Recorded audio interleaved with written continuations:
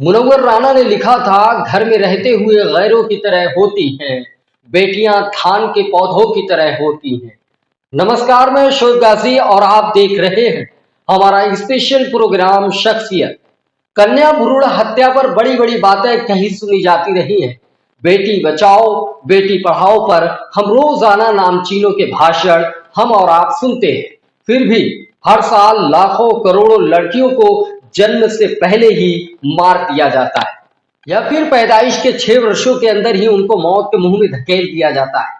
खैर, इन्हीं विषयों पर बात करने के लिए आज हमारे साथ स्टूडियो में ईभा सिंह पटेल हैं, जिसपे वो पिछले कुछ सालों से खूब मेहनत करते आ रही हैं।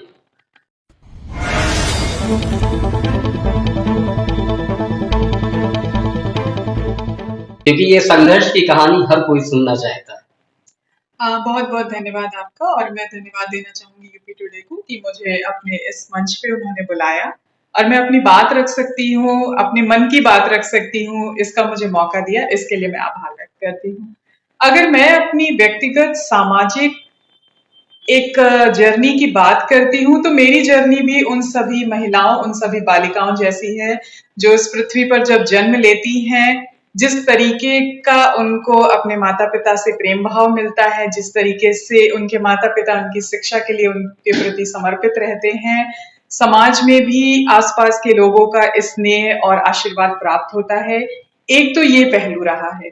दूसरा एक ये भी पहलू रहा है कि मैं रायबरेली के एक बहुत छोटे से गांव जिसका नाम खानेपुर है, वहां पे मैं पैदा हुई।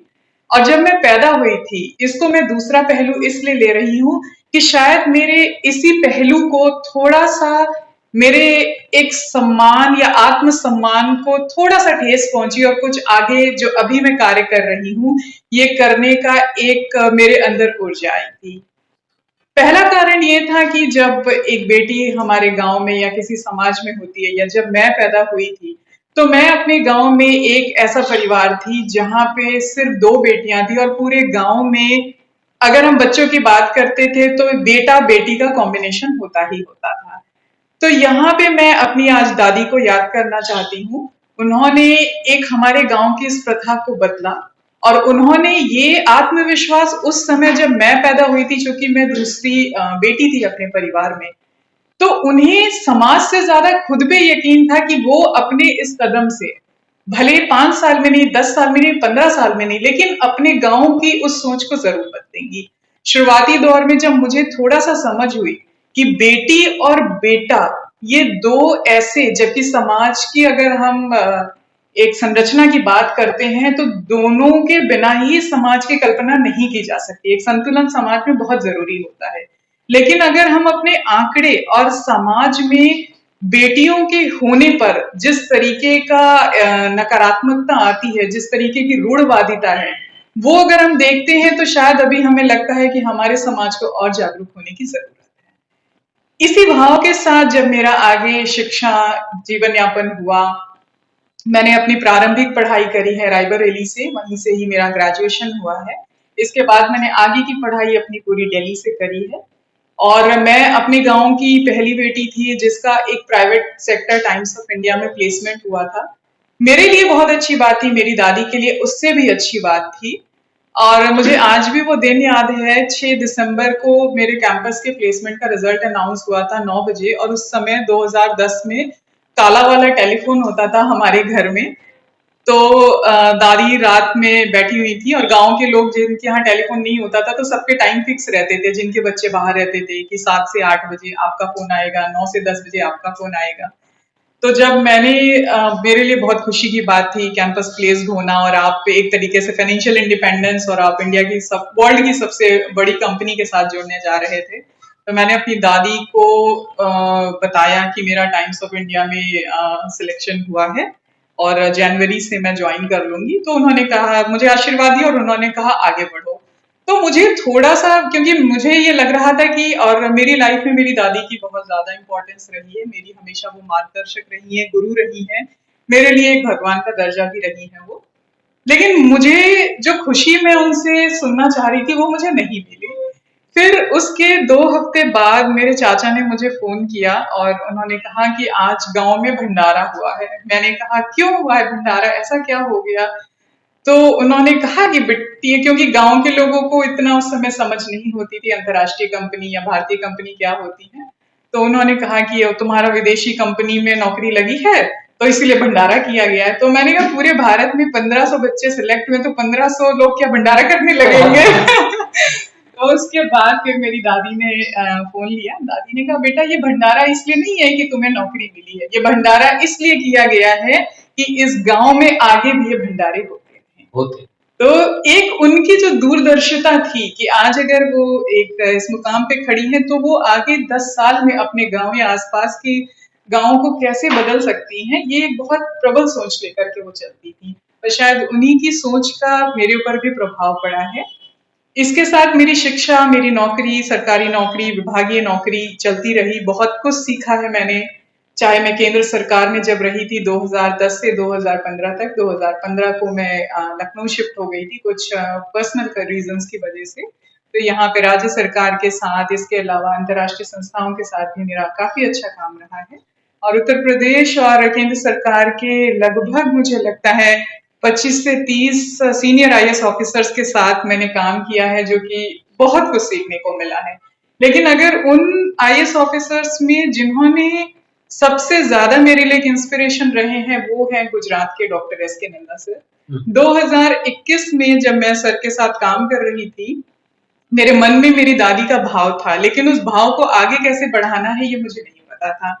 तो हम लोग एक मीटिंग के दौरान ये बात तो करने प्रधानमंत्री लगे। के भी सलाहकार के रूप में शायद बिल्कुल, काम किए आप हैं। माननीय प्रधानमंत्री जी के गृह सचिव रह चुके हैं 2015 में और गुजरात के बहुत ही वरिष्ठ आईएएस अधिकारी हैं। इनके साथ आपने काम। बिल्कुल, और अभी भी मैं काम कर रही हूँ। तो मैं वो टाइम याद करना चाह रही थी कि हमारा एक राउंड टेबल डिस्कशन हो रहा था और सर की एक बहुत अच्छी आदत थी कि वो हर बच्चा जो खासतौर से अगर गांव से निकल के आता है तो उसके बारे में वो जरूर जानकारी प्राप्त करते हैं।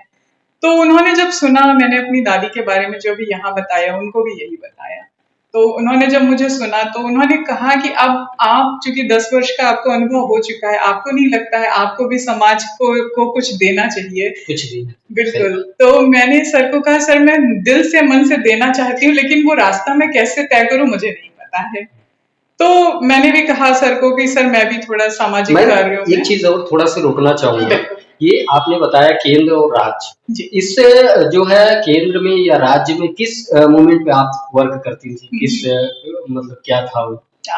मैं जब मैंने सबसे पहले केंद्रीय सेंट्रल मिनिस्ट्री ज्वाइन करी थी तो मेरा जो पहला ऑर्गेनाइजेशन था वो था Indian council of medical research, जहां से मेरा एक बहुत शानदार अनुभव रहा है। वहां पे चूंकि पूरे भारत में जो एक ऐसा सेल बना था जो कि रिसर्च पे बिल्कुल बेस्ड था। मेरा ऑफिस के जस्ट बगल में एम्स का कैंपस रहता था, तो वो भागते हुए डॉक्टर्स आते थे, उनकी रिसर्च स्ट्रेटेजीज, और कभी कभी ये सुनने को मिलता था 36-36 घंटे 48-48 घंटे वो लोग लैब में बिताते थे। और कोविड का टाइम ये मेरे लिए तो बहुत ज्यादा यादगार था, खासतौर पे हमारी आज अगर धरती पे मनुष्य जिंदा है तो सिर्फ डॉक्टर्स की ही वजह से है। तो वो पूरा मैंने उनका, क्योंकि हमें ऐसा लगता है कि अगर कोविड की वैक्सीन बनी है तो हमारे लिए वो एक ड्रॉप ऑफ वाटर होता है, लेकिन उस ड्रॉप ऑफ वाटर के पीछे जाने कितने डॉक्टर्स का एक समर्पण होता है, जो कि अपने परिवार से दूर रहते हैं, सुख सुविधाओं से दूर रहते हैं, और उनका सिर्फ एक ही मोटो होता है कि हमें किस तरीके से अपने देश के लोगों को स्वस्थ रखना है। तो बहुत अच्छी मैंने वो देखी, और बहुत रिसर्च में क्या क्या टूल्स होते हैं, किस तरीके की स्ट्रैटेजी गवर्नमेंट ऑफ इंडिया लेके चलती है, किस तरीके के चैलेंजेस आते हैं, किस तरीके से उनका इम्प्लीमेंटेशन होता है, गवर्नमेंट कैसे अडॉप्ट करती है। तो एक एंटायर इकोसिस्टम मैंने आईसीएमआर से सीखा था। इसके बाद सेकंड मुझे ministry of health and family welfare में मनोज जलानी सर हमारे सेक्रेटरी हुआ करते थे, उनके साथ मैंने क्लोजली काम किया। बहुत ही शानदार ऑफिसर थे।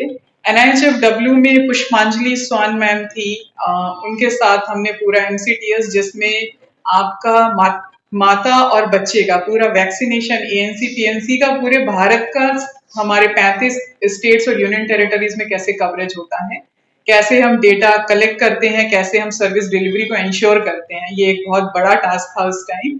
तो आप सारे ऑफिसर्स के साथ मैंने बहुत अच्छे से वहां पे सीखा है। और स्टेट की अगर मैं बात करूं तो 2015 में मैं जब आई थी तो आलोक कुमार सर थे हमारे यहाँ पे सचिव।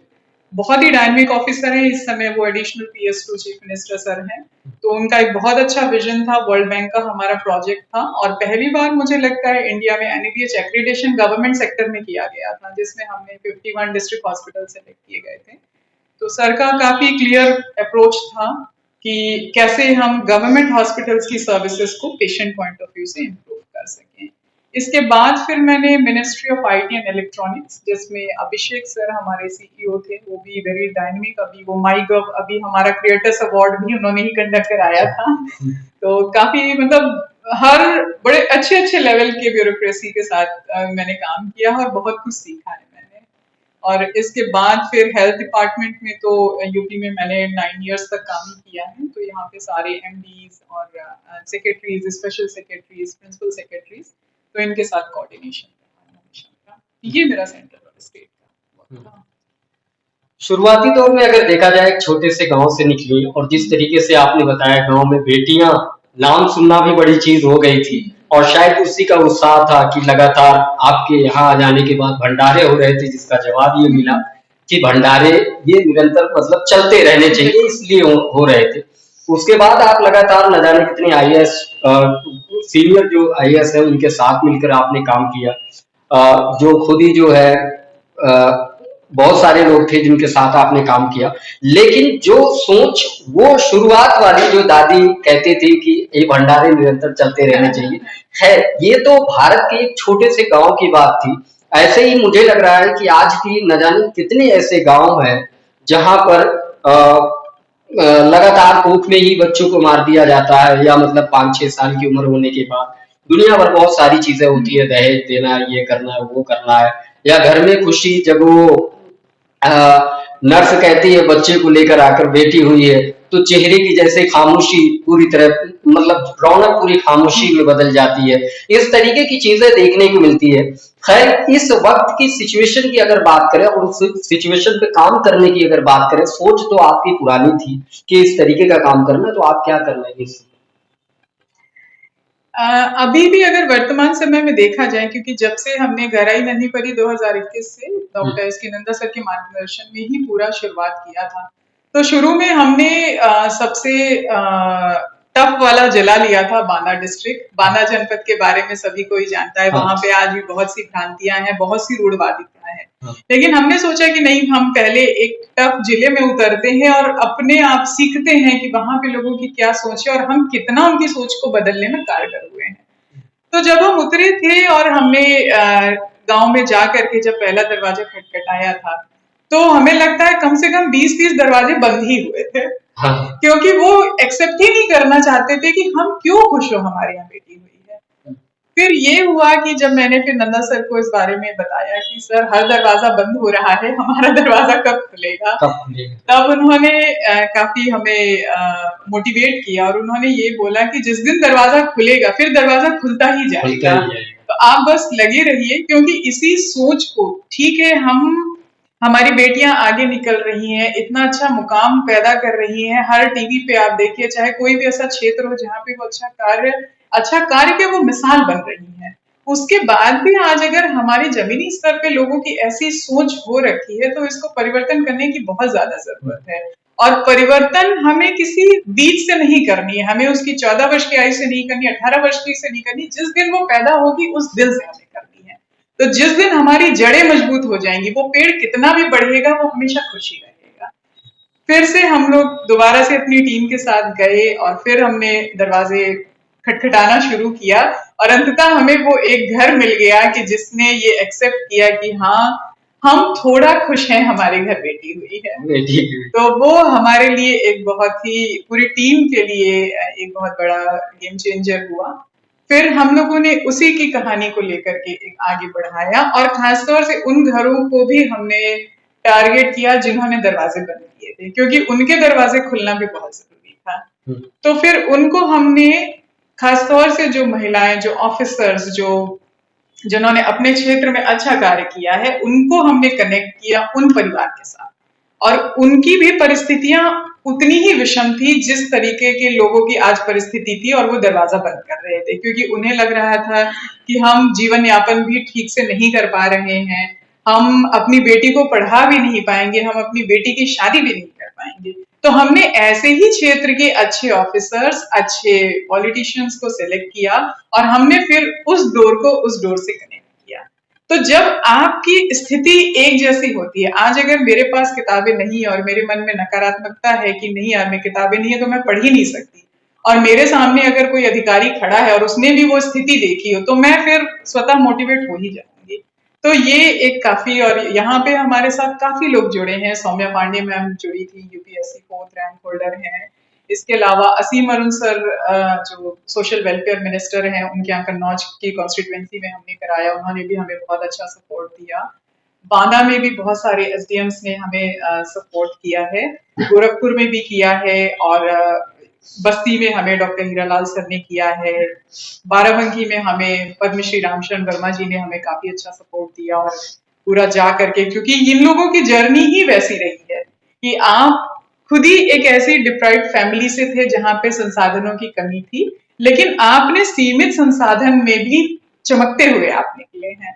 तो ये हम लोगों को काफी सपोर्ट मिला है इससे। दिलचस्पी की बात करें, जब आप जाती हैं, जैसे आपने बोला किसी के दरवाजे को खटखटाता था तो दरवाजा बंद जो है होते मिलता था। खैर अब तो बड़ी बड़ी बातें भी होने लगी हैं, बड़े बड़े नारे, बड़े बड़े स्लोगन भी, और सरकार भी मेहनत कर रही है बेटी बचाओ बेटी पढ़ाओ पे।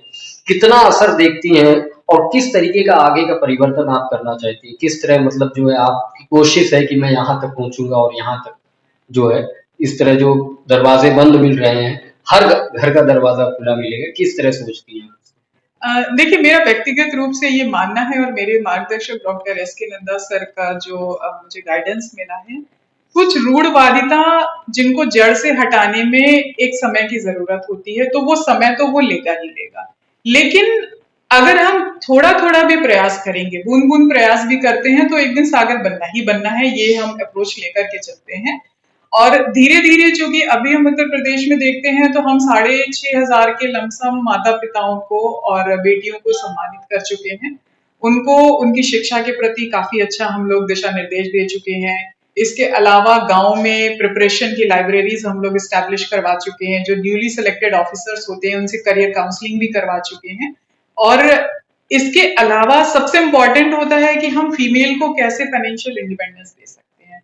ये एक ऐसा निर्णय वाली चीज हो जाती है कि अगर महिला वित्तीय रूप से आत्मनिर्भर नहीं है, तो शायद कुछ जीवन के ऐसे डिसीजन होते हैं वो नहीं ले पाती है।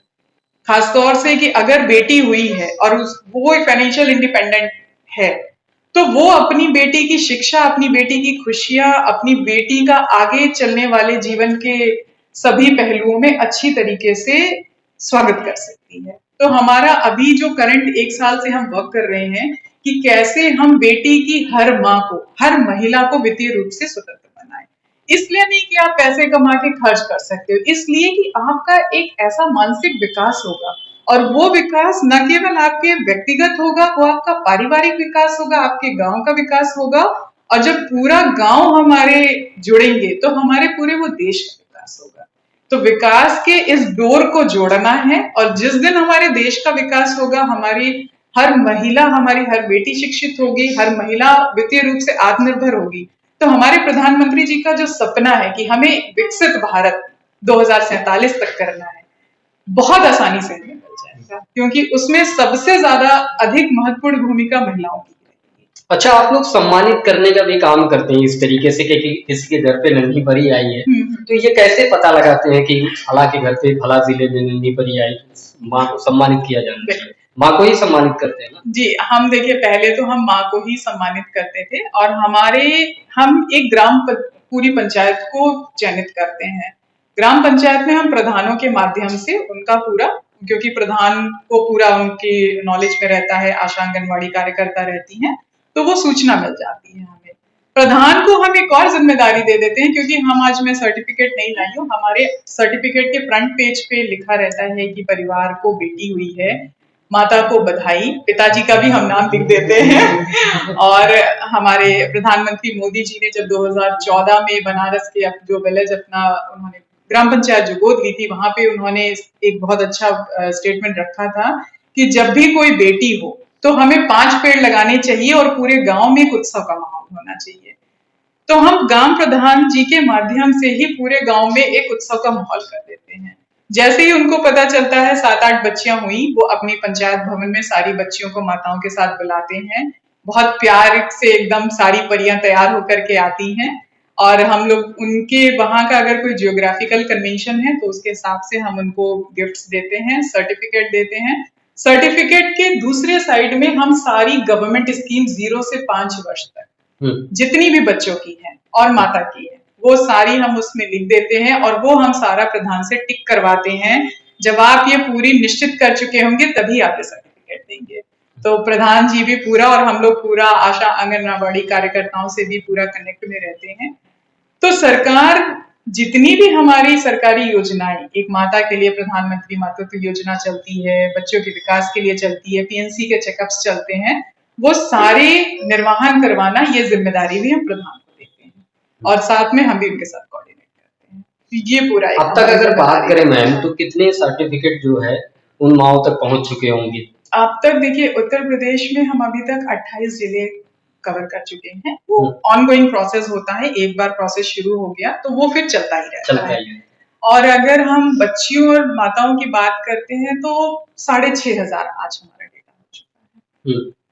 तो ये हमारा अभी यूपी का डेटा है। 6,500 माताओं और बच्चियों को हम ऐसे में अगर आंकड़े की बात करें, आज के आंकड़े और स्थितियों की अगर बात करें तो कुछ परिवर्तन हुआ है मतलब? जी, बिल्कुल परिवर्तन हुआ है। अगर आप पहले के भी आंकड़े उठाएंगे, आज के भी देखेंगे तो कहीं ना कहीं उनके जो फीमेल फिटिसाइड है इसमें गिरावट आई है, क्योंकि जहां पे अवेयरनेस बढ़ती है, जहां पे मोबिलाइजेशन होता है, लोगों को जब पता चलता है कि मेरे घर में जो बिटिया आई है वो इस पूरे संसार की एक तरीके से रचयिता है और वो हमारे परिवार को भी आगे बढ़ाकर ले जा सकती है, हमारे लिए भी वो बेटे की तरह ही काम कर सकती है, तो ये सोच में फिर परिवर्तन आता ही आता है। आज भी अगर आप देखेंगे तो बहुत सारा आपका जो आइडेंटिफिकेशन ऑफ सेक्स होता है ड्यूरिंग प्रेगनेंसी, ये इसमें भी काफी कमी आई है। कोई ऐसी कहानी सुनने को मिली हो कि अंदर से आवाज आई है, थोड़ा से मतलब चिंतित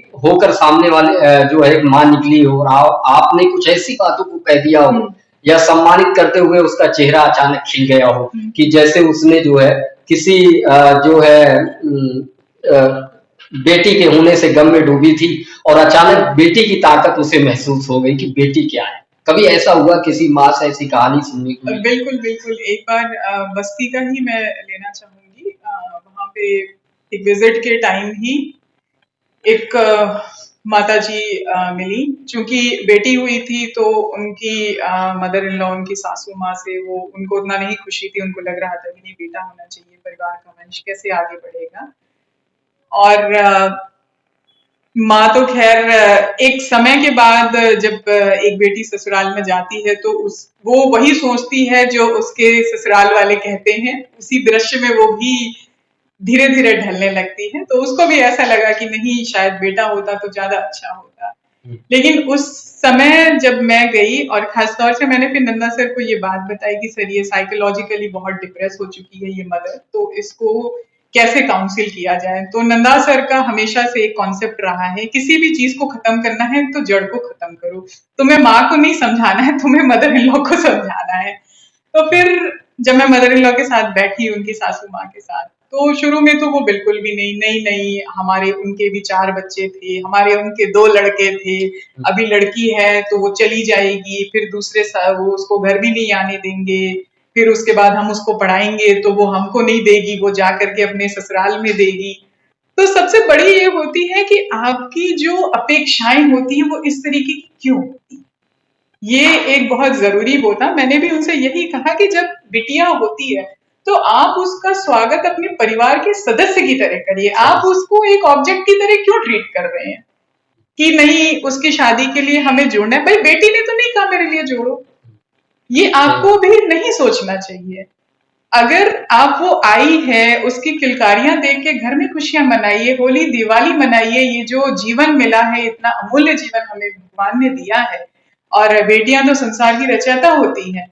आज अगर आप नहीं होती या आप अगर पैदा होती और आपके भी माता पिता ने ये कहा होता तो आज आपका ये वंश ही आगे नहीं बढ़ रहा होता। जब आपके घर में वही बेटी आई है तो आप उससे लेकर के दुख और अपमानित क्यों महसूस कर रहे हैं? फिर यही था कि मेरे विभाग में उस समय 2-3 बहुत अच्छी महिला अधिकारी थी। पुष्पांजलि मैडम थी। पुष्पांजलि मैडम भी अपने घर में अकेली बेटी थी। वो उड़ीसा से बिलोंग करती थी। तो मैंने मैम से भी कहा, मैंने ऐसे ही 2-3 राज्य की अच्छी अधिकारियों को कनेक्ट किया। फिर जब 4-5 महिलाएं, वही कहते ना कि जब महिलाएं एक साथ एक फोरम पे जब आ जाती हैं तो वो सच में दुर्गा बन जाती है। फिर उन्होंने धीरे धीरे उन्होंने अपनी व्यक्तिगत जर्नी भी रखी कि अगर हमारे माँ बाप ने ये नहीं सोचा होता तो आज हम दिल्ली के मंत्रालय में ना बैठे होते, आज हम गुजरात में अधिकारी ना होते, या आज हम क्षेत्र में विधायक ना होते। तो 1-2 घंटे की पूरी इस मंथन के बाद उनको ये लगा कि नहीं, मुझे भी इसे खुला आसमान देना चाहिए। तो ये काफी अच्छा वो था। बस यही एक लगता है कि इंसान कभी कभी समाज में जो हमारी कुछ ऐसी धारणाएं थी जो परंपरागत रूप से चली आ रही हैं, अगर उनसे अपना मन हटा ले तो इंसान बुरा नहीं होता है, बस उसकी थोड़ी सोच अजीब हो जाती है। तो फाइनली उन्होंने फिर ये एक्सेप्ट किया कि नहीं। अभी कुछ प्रधानों को आपने राज्यपाल महोदया के हाथों सम्मानित करवाया था। इस तरीके से लगता है कि प्रधानों का मनोबल बहुत बढ़ जाता होगा। बहुत बहुत बहुत बढ़ा था। मुझे आज भी याद है 12 अक्टूबर वो दिन था और 24 जुलाई को हमें राजभवन से फोन आया था कि आप गहराई नन्ही परी का जो कार्य कर रही हैं और आपके जो एसोसिएटेड प्रधान हैं पहले चरण में, और उन्होंने 15 प्रधानों को आमंत्रित किया था। खासतौर से राज्यपाल महोदया से जब मेरी बातचीत हुई तो वो इस बात को ज्यादा उत्सुकता से जानना चाहती थी कि ये कार्य कैसे किया गया, क्योंकि कहीं ना कहीं उनके मन में भी, चूंकि वो खुद एक महिला है और वो खुद एक गांव से उठी हुई है। मैंने खुद राज्यपाल महोदया मैम की बायोग्राफी लिखी हुई है और लास्ट ईयर ही मैंने उनको वो की थी, अप्रूवल के लिए डाली हुई है। तो उनका भी अगर जीवन देखा जाए तो वो बहुत ही विषम परिस्थितियों में निकला है और उस परिस्थितियों में भी उन्होंने न केवल अपने घर को अच्छी तरीके से संभाला, शिक्षा को सबसे बड़ा हथियार बनाया और गुजरात की पहली महिला मुख्यमंत्री का, क्योंकि उसमें वे सभी प्रधान थे जिन्होंने राज्यपाल महोदया को शायद सभाओं में देखा था या उनके यहाँ जब वो जिले पे दौरा करती थी तो एक इतनी दूरी रहती थी कि बस वो उन्हें देख ही पाते थे। लेकिन जब आप उन्हीं के ही कक्ष में, उनके ऑफिशियल कक्ष में 50 मीटर की दूरी पे जब आप उनसे उनका आशीर्वाद प्राप्त करते हैं और आपको इसलिए बुलाया जाता है कि आपने अपने क्षेत्र में इस तरीके का इतना सराहनीय कार्य किया है, तो ये उनके लिए एक, उनका भी बहुत, प्रधानों का बहुत मनोबल बढ़ा, उन्हें एक बहुत ऊर्जा मिली। और खास तौर से राज्यपाल महोदया ने हमें 1 घंटा दिया और उस 1 घंटे में उन्होंने पूरी एक वास्तविक जो एक मार्ग होता है, जो एक बेटी, जो एक महिला, जो एक गृहिणी तय करती है, उसको जिस तरीके से उन्होंने परिभाषित किया, उससे कोई भी अपने आप में उसका मनोबल भी बढ़ सकता है और ऊर्जावान भी हो सकता है। खैर, लास्ट संदेश आप आम आवाम को क्या देना चाहेंगी कि इस तरीके से जो आंकड़ों पे लगातार अंकुश लगाए जाने चाहिए, क्योंकि जिस तरीके से भ्रूण हत्या लगातार हो रही है, करोड़ों की संख्या में साल में जो है इस तरीके के कारनामे रचे जा रहे हैं, मौत के मुंह में धकेला जा रहा है, आम आवाम को क्या कहना चाहेंगी बहन? मैं यही कहना चाहूंगी कि आज भी जो भ्रूण हत्या है या खासतौर से कन्या भ्रूण हत्या जो हो रही है, तो मैं यही कहूंगी कि आज भी हमारे समाज के लोगों में खुद पे ही यकीन नहीं है कि वो जो घर में एक बालिका आ रही है, एक परी आ रही है, उसका वो अच्छा रूप से संरचना दे सकते हैं। जिस दिन एक इंसान में ये अपने अंदर एक आत्मविश्वास आ जाएगा, अपने अंदर खुद एक विश्वास आ जाएगा कि हमारे घर में, चाहे वो बेटा हो या बेटी हो, हमारे संरचना के रूप में, चाहे वो परिवार का हो, चाहे वो समाज का हो, चाहे वो देश का हो, वो आएगी और हम उसे गोद में उठा करके उसी संरक्षण के साथ बिना भेदभाव किए उसको हम पालेंगे, उसको हम पढ़ाएंगे, उसको एक देश के लिए जिम्मेदार नागरिक बनाएंगे। जिस दिन वो आत्मविश्वास आ जाएगा, उस दिन चाहे वो भ्रूण हत्या हो, चाहे जो भी A to Z समस्याएं हो लेकर के, खासतौर से बालिकाओं के क्षेत्र में, वो अपने आप ही समाप्त हो जाएंगे। बहुत बहुत शुक्रिया मैम, आज के इस कार्यक्रम में आपने बहुत सारी बातों को रखा है। कहते हैं कि जरूरी नहीं है कि रोशनी सिर्फ चिरागों से हो, घर में बेटियां भी परिवार को एक तरीके से रोशनी लाती हैं, उजाला लाती हैं। इसलिए घर में बेटी की अगर किलकारी की आवाज़ आपके कानों तक पहुँचे, तो आप निराश बिल्कुल मत होइए, खुशी से इस बात का स्वागत करिए कि मेरे घर पे बेटी हुई है और आवाज़ अगर दूर तक पहुँचेगी, तो मैं उस घर तक जाकर कुंडली खटखटाकर आपके मनोबल को बढ़ाने के लिए हमेशा तैयार है।